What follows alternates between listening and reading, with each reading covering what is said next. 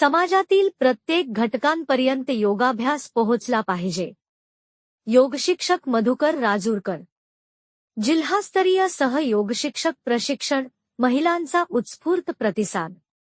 आजचे जीवन हे अतिशय धकाधकीचे व तणावपूर्ण आहे.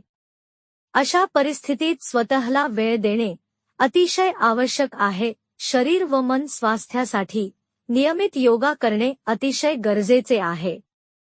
शारीरिक नशांतीमधूनच आयुष्याचा आनंद घेता येतो. योगा हा स्वतःपुरताच मर्यादित न राहता समाजातील प्रत्येक घटकांपर्यंत पोहोचण्यासाठी योगशिक्षकांनी प्रयत्न करावे असे आवाहन पतंजली योग समितीचे महामंत्री मधुकर राजूरकर यांनी केले.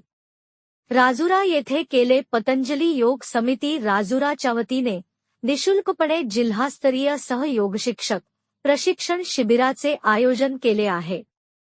याप्रसंगी श्री राजूरकर योग वर्गाला मार्गदर्शन करीत होते.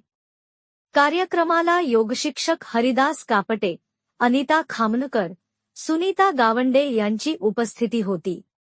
तसेच जिल्हा सहसंघटक पुंडलिक कुराडे, तालुका प्रभारी मुखरुजी सेलोटे, प्राध्यापक दत्तात्रय मोरे, प्राध्यापक हरिभाऊ डोर्लीकर, प्रभाकर चन्ने, अरुण जमदाळे, महामंत्री सौ भावनाताई भोयर, महिला प्रभारी सौ सोनलताई चिडे यांची उपस्थिती होती.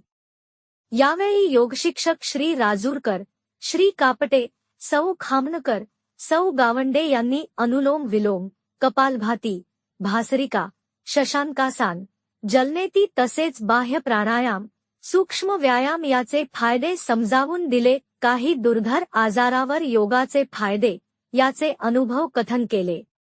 अर्धडोकेदुखी, मायग्रेन, बी, शुगर, किडनी आजार, पोटाचे आजार, कंबरेचे दुखणे याविषयी वेगवेगळ्या प्राणायाम व योगासनाचे महत्त्व विशद केले. योगशिक्षक मधुकर राजूरकर यांनी अतिशय मधुर बासरी वादन करून ध्यानधारणा व निद्रासनाची तासिका घेतली. कार्यक्रमाचे संचालन तालुका प्रभारी मुखरू सेलोटे यांनी केले. आभार जिल्हा सहसंघटन मंत्री पुंडलिक उराडे यांनी मानले.